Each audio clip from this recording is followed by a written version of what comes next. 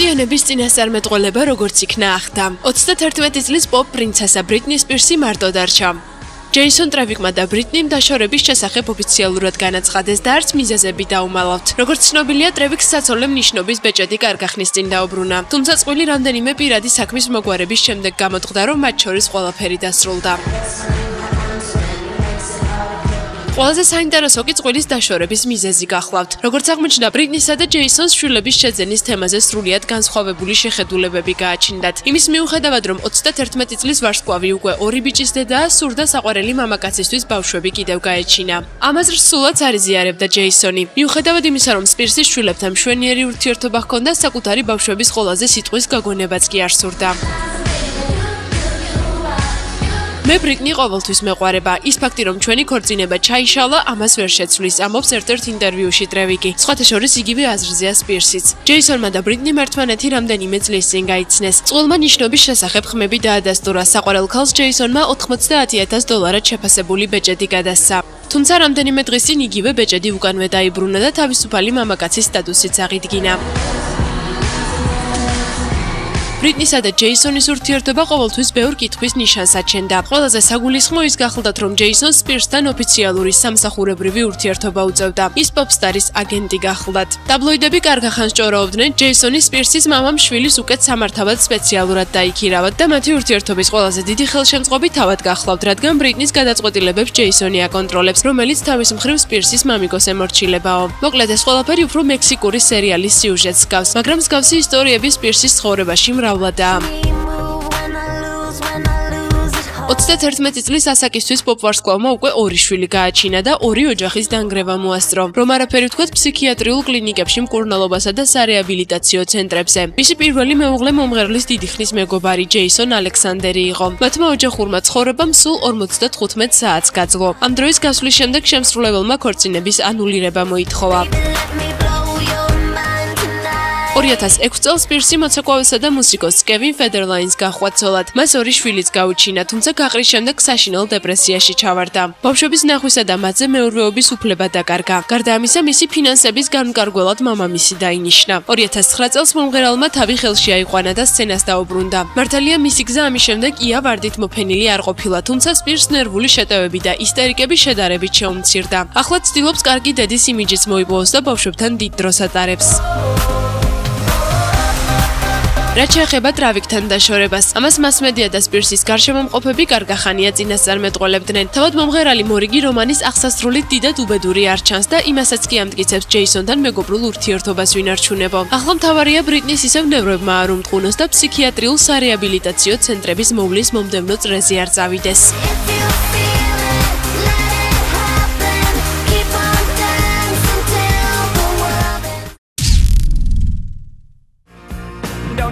ელტონ ჯონი და მისი ოფიციალური მეუღლე დევიდ ფერნიში უკვე მეორედ გახდნენ მშობლები. შემსრულებელს პატარა იანვრის დასაწყისში შეეძინა. ამ სასიხარულო ინფორმაციის შესახებ თავად სერ ელტონმა გაახმაურა.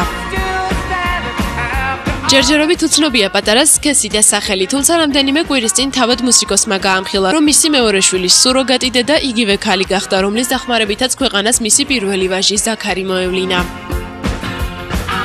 ელტონ ჯონისა და დევიდ ფერნიშის წყვილს პირველი ბავშვი 2010 წლის 25 დეკემბერს შეეძინა. შვილის დაბადებიდან ცოტა ხანში მსოფლიოში ყველაზე ცნობილმა გეი წყვილმა განაცხადა, რომ არაპირებენ ერთ ბავშვზე შეჩერდნენ და ერთი სული აქვთ როდის გაჩნდება მათი მეორე პირმშო.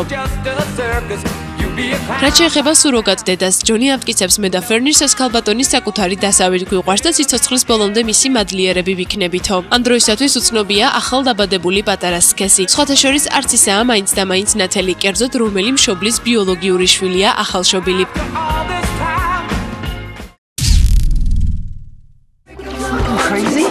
თუ ჯერ კიდევ არ გაგიგიათ, კარგი ახალი ამბის მახარებლები ჩვენ გავხდებით და გეტყვით, რომ ჯასტინ ტიმბერლეიკი მუსიკალურ სამყაროს უბრუნდება. 6 წლიანი პაუზის შემდეგ კინემატოგრაფიაში გადასახლებულმა შემსრულებელმა გადაწყვიტა მშობლიურ სცენასაც გამოუყოს დამსახურებული ყურადღება და თაყვანისმცემლებს ახალი სინგლის მოსმენის საშუალება მისცა.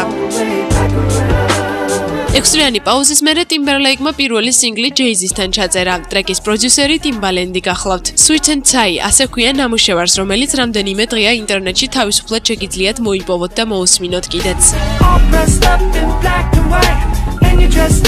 ამ დროისათვის ჯასტინის ანგარიშზე 2 სტუდიური დისკი ირიცხება. მათგან ბოლო Future Sex Love Sounds ჯერ კიდევ 2006 წელს გამოვიდა. მას მერე მომღერალმა რამდენიმე წლიანი პაუზა აიღო და ძალები კინემატოგრაფიაში მოსინჯა, რაც სხვათა შორის მომღერლობაზე მეტი თუ არა არანაკლები წარმატებით გამოუვიდა. გასულ კვირას ცნობილი გახდა, რომ ის ახალ ალბომზე მუშაობს. მისი გამოსვლა წელს ოდნავ მოგვიანებით იგეგმება. ჯასტინმა პოპულარობა ჯერ კიდევ 90-იანების ბოლოს ბოიბენდ NSYNC-დან მოიპოვა. მას მერე რაც ჯგუფში მოღვაწეობა მოიბეზრა, სოლო მომღერლობას შეუდგა. 2002 წელს პირველი სტუდიური დისკი Justified ჩაწერა. 2006-ში კი Future Sex Love Sounds. ერთ-ერთმა ყველაზე პოპულარულმა პოპ და R&B შემსრულებელმა მუსიკალური სამყაროს დატოვება დიდების ზენიტში მოისურვა. მისმა რისკმა გაამართლა. 2006 წლიდან მოყოლებული გაყიდვაში მისი მონაწილეობით არაერთი ჰოლივუდური ფილმი ჩაეშვა. ტიმბერლეიკის სამსახიობო მოღვაწეობა კი უმეტესწილად დადებითად იყო შეფასებული. Love Guru, The Open Road, Social Network, Yogi Bear, Friend with Benefits, In Time. ეს იმ ფილმთა არასრული სიაა, რომლებმაც ჯასტინს როგორც მსახიობს გაუთქვეს სახელი.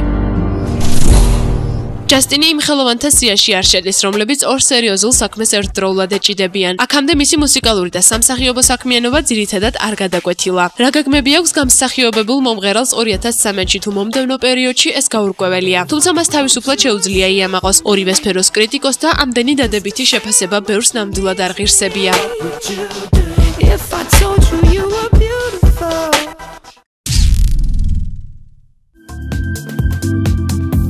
ყველა გრანდიოზულ ცერემონიალს წინ პატარა შესავალი და რეპეტიცია უძღვის ხოლმე. აგერ უკვე რამდენიმე ათეული წელია ოქროს გლობუსის დაჯილდოების ცერემონიალს ოსკარის რეპეტიციას უწოდებენ. მიუხედავად ამისა, Golden Globe-ის ცერემონიალს არანაკლები მნიშვნელობა აქვს და მთელი ჰოლივუდური თანავარსკვლავედი ოსკარზე არანაკლები ვნებათა ღელვით ერთვება ნომინანტთა წარგენასა თუ გამარჯვებულთა გამოვლენაში.